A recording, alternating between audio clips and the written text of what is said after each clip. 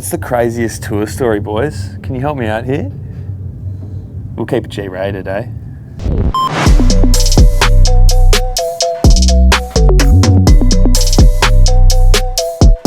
I just came off a big 4-month tour in Europe, and that was the first big run since we were locked down. That was really good because I got to showcase all my new music I've been making over those years, and it was amazing just to see the reactions to people, you know, that could experience it for the first time, especially the transition through the Melbourne Bounce stuff to what I'm doing now. It's just been so refreshing for me as an artist. I feel like I've put on another 10 years on my career. But now we're in North America, back in one of my favourite countries and cities, Vancouver. It really is. I'm not just like saying it because I'm here, but you know, so many dedicated fans after not being here for 4 years. It's really cool to see people still coming out. It's always going to be banging. I'll put it there. I'm never going to slow down. I'm always looking for new ways to create sound and design certain leads that I hear in my head, but I can't make them.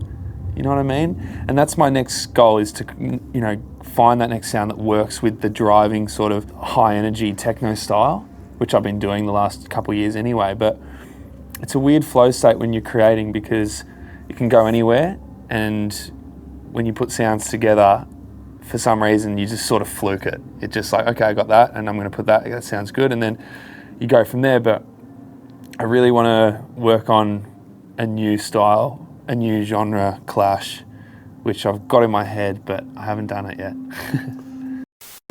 It's a bit of both. Yeah. It really is. And mate, every single night I go to bed, I think about like a song, a full song.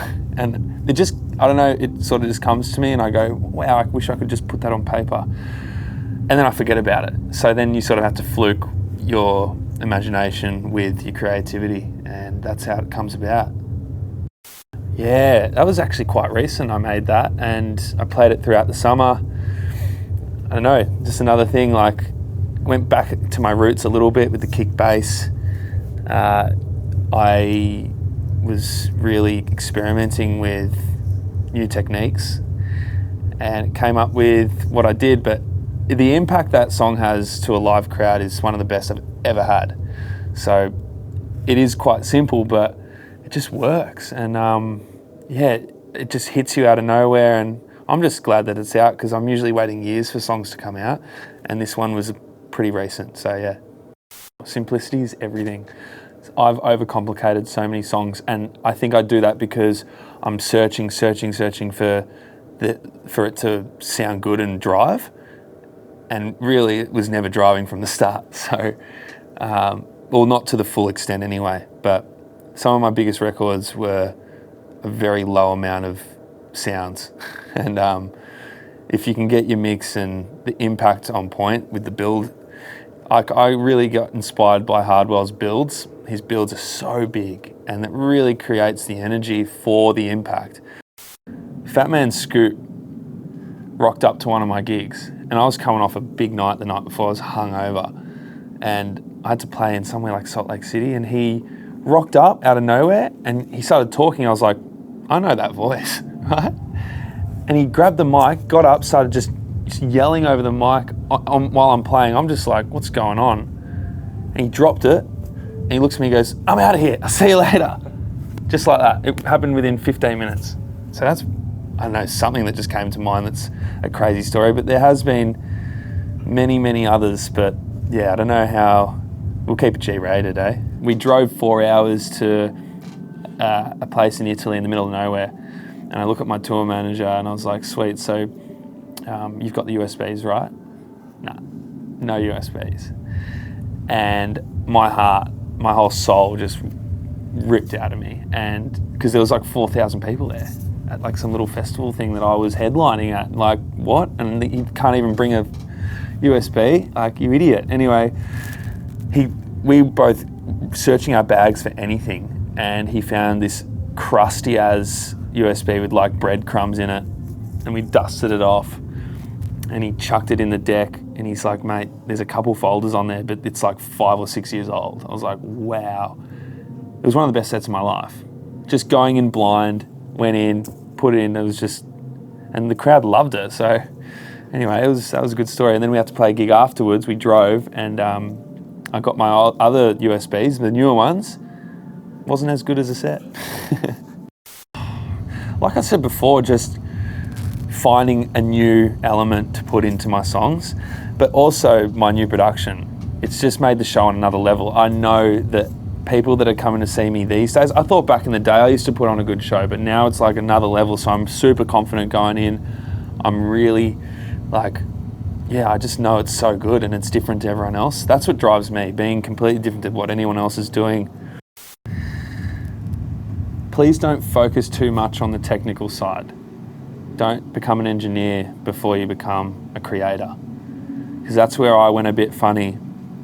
Started thinking too much about the mix, technical things, like so many new ways to, mix sound and even EQs and all that. It's just, you get in your head, and I just think don't put the pressure on that, because you can get a second, like someone that's professional to help you with that. That's been my best thing over the years. I've never trusted my own mixes, and it let me create in a good flow. So don't worry about the engineer side too much. It is good to have those things to get your mix tight, but definitely that. But also in recent times, I've really, gotten so many different sounds together and plugins, and I've really focused on that and how to like design sound within that plug and manipulate presets, right? Presets are great, but if you manipulate them, you'll come up with something so sick. I know they already probably do that, but for me, like I use a plugin called Diva, right? And I've got so many presets, and I've never ever used the stock presets. I've always been able to manipulate it into something that I love, right? But from scratch, from just a sine wave, I sort of can get what I want, but it doesn't have the quirkiness from something that someone else has made. So I build on what they've done, and it just creates this totally different sound from what you've heard before. So don't try to, you can design from scratch. It is a really good thing and build on top of it, but I feel it's so much easier to do it that way, and you can get more creative. I use Diva, Microtonic, those two. Oh, and this old one called Surge. Whoa. Get on Surge. Like, they've just remade their whole interface internally, because it used to not work. It was such an old plugin. And I looked it up recently, and they've fully redone it. So, and what you can do in that thing, next level. And there's so many presets that you can build on top of, and wow, I've really made some cool stuff recently with it. Processing basses, it's called Renaissance Bass from Waves. Everyone probably has that. It's my favorite to drive up a good bass line. Leads, I've got like this chain. It's obviously EQ Saturn by FabFilter. I'm sure you've already heard it. It's what I use. Acoustic reverb. I chuck on like 3 different reverbs sometimes, the Valhalla Shimmer, and then sometimes a True Verb gives it a nice wide feel, especially with wideness. Isotope images, they're the best for that. And then when it comes to grunting things, the Decapitator is the best to just drive up that grunginess you want. And I've used that on a lot of kicks recently. Layering kicks, best thing you can do as well. Find a good sub you like, add in your click for the top end of it, satin that shit up. It just builds it and boosts it.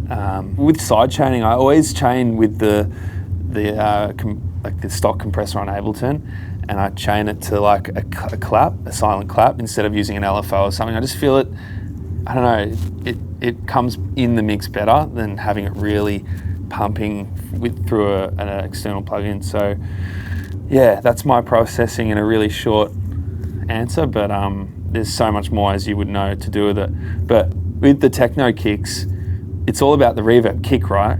And that's what I've been using lately for the sub, and then I add a top layer of like a bass, and I EQ the low end out of that, and I use the sub. But just the crunch and the noise and texture from the sub of a reverb kick, and as you would know how to make a reverb kick, it's just you have a kick, you reverb the shit out of it, record the reverb of it, reverse it, and then sample it the way you want it to fit in with your kick. And that's the way I work at the moment. It's sick.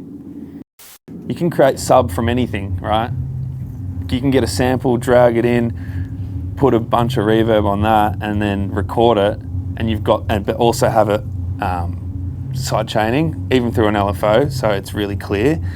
And then, yeah, that's how I get that sub. But there's so many different ways you can pump up that sub and then record it in. But make sure, yeah, it's just the one kick you record, not 10, because then it will just build up too much. Guys, I really appreciate everything from you. I wouldn't be here without you. And yeah, I just love I can make music and you guys can share a passion with me. It's my purpose in the world, so thank you.